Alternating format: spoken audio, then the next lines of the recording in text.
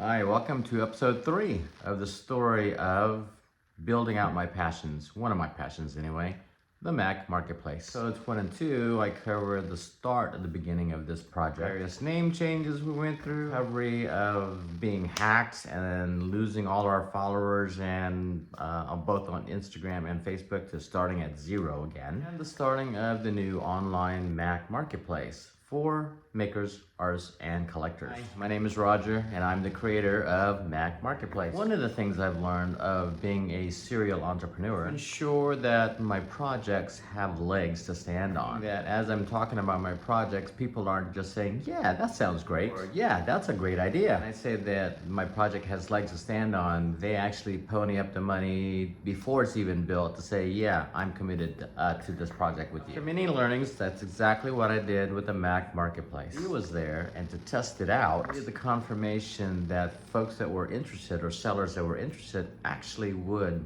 pay to become a member of the marketplace. So I think part of the success of finding the right sellers or the right founding members, I was able to speak that language. See, I've been a collector for a long time, probably since I was 17 years old, maybe even slightly before that. So I've been on the vendor side of the house where I go to these live events and I set up my booth. It's probably, 20 years now that I've been doing that. I've been on an antique shop when I lived in Texas. I've been known to frequent antique stores, thrift shops, dumpster diving, finding things on the side of the road, going to estate sales, and even antique auctions. I rented booth space in those antique malls. I've also sold in some of the big marketplaces like eBay and Etsy. And those big marketplaces, they charge fees for almost everything. Listing fee, final value fee, even an image fee at times.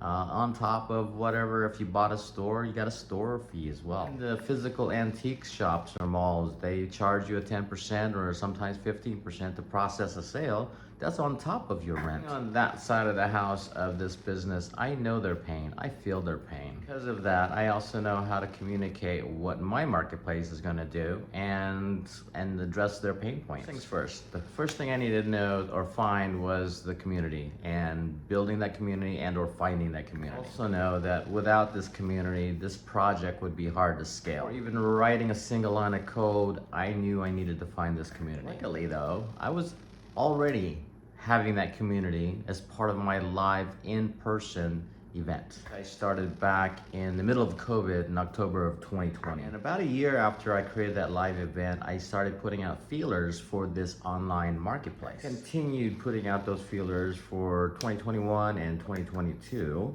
and most of 2023. 2023 though, I did a little bit something different. I started adding little pamphlets or information pieces into the vendor bags about this online marketplace. On the fall of 2023, my October show, we launched a founding member get in on the bottom floor kind of announcement that was in the vendor bag as well as online. I created a landing page for the same message that says, here we're starting a new online marketplace. The message was consistent both in the printed material as well as on our social platform. The things I also know is that I needed to implement something like FOMO, fear of missing out. So that first round of founding members was limited to, I think, 60 days. So I also put out a guarantee for those founding members. It was a full 100% refund if there was no interest at all or very little interest at all on the online marketplace. So it turned out people were interested, so we started building the online Mac Marketplace. So not only was it confirmed that it was wanted,